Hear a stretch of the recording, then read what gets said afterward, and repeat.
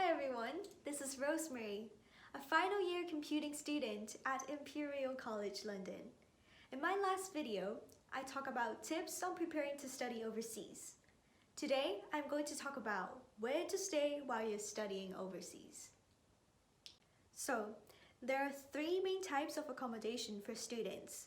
They are college dormitories, private student halls, and rented flats or houses.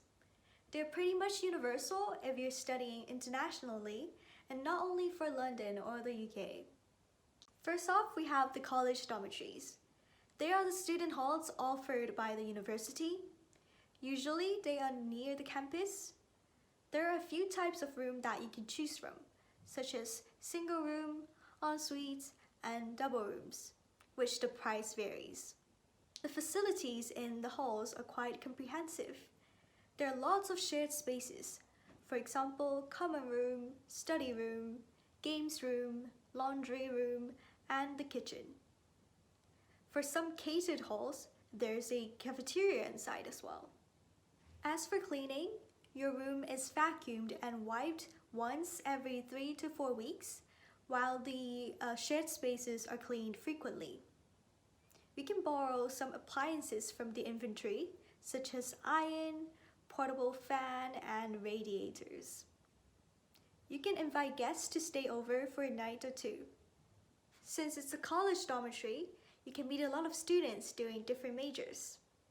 However, the spaces offered by the college dormitories are limited. Most of the time, they're only guaranteed for freshers or exchange students. And this is especially true for the UK. In my university, for non-freshers to stay in college dormitories, they have to apply as a hall senior who is responsible for organizing student events in order to have their place guaranteed. On the downside, the shared kitchen can get quite busy and crowded at times, and it could become quite unsanitary as well. The main problem for me is that there is not enough storage space.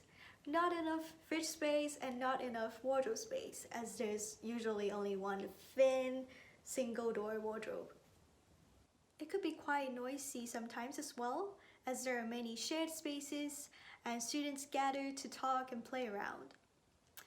Back in the pre-COVID times, students would drink in the shared kitchen or common room a few times in a week before they go out for the night, and they come back quite late as well. That probably only happened in London. If you're a fresher, I would 100% recommend you to stay in the college dormitory, as you will have the whole experience. There are tons of social events throughout the year, especially in the first month, designed for freshers to meet new friends. Moving on to private student halls. I would say this is usually the most expensive option. Some of the halls are really fancy, with gyms and pools and good security. There are usually more room types as well. The lease is also the most flexible. Students staying there would be from different universities and in different year of study. So there are fewer social events than college dormitories. Your hallmates would be more like your neighbor and more distant. Regarding cleaning and having visitors over, it is pretty much similar to college dormitory. The advantage is that all the utility bills are included, so you just need to take care of your food and laundry, and you can focus on your study and social life. Lastly, it is private rented flats. This is by far the most popular option for non-freshers. For myself, I'm sharing this flat with 2 friends from my course. This is essentially just renting any available flats from the housing market, so you have tons of choices. You can live near the campus, you can live near the city center, you can live near your favorite restaurant, depending on what you like. You can rent a studio, or you can even share an entire house with your friends if you're living in a suburb area. You definitely have the most freedom with this option. You can throw house parties and invite a bunch of people to your place. Isn't that cool? Oh, and you definitely have more personal space and storage space. However, since you're getting your own place, there comes with more responsibilities as usual. To secure a flat, it is recommended that you start looking 2 to 3 months before moving in so that you have enough time and not make a rush decision. I would definitely suggest you to go on to the viewings in person whenever possible, as this is a place that you will be staying for the next few months or even few years. So you really want to make sure that you vibe with that place and you really like it. And really do more research on the flat and see whether the transportation is convenient, whether it is close to grocery places and restaurants.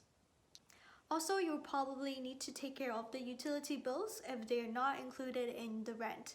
For example, Wi-Fi, electricity, gas, and water. It is honestly not that much work. You just need to spend some time to set up the bills when you move in and cancel them when you move out. And since you're dealing with people on the society, there could be more problems as well. Unfortunately, students get taken advantage of quite easily. Some landlords try to make the most out of you. For example, charging every possible depreciation and damage to the flat when you move out. From my own experience. It really depends whether you're lucky or not and met a good person. So really, read the contract and the relevant tenancy documents and know your rights. Please don't be discouraged upon hearing this. It is essentially Adulting 101. It's a good practice to prepare you to step into the society and become independent. This is a summary that I made covering the 3 main types of student accommodation. I hope you find some of the content today informative, and I'll see you soon in the chit chat. Bye!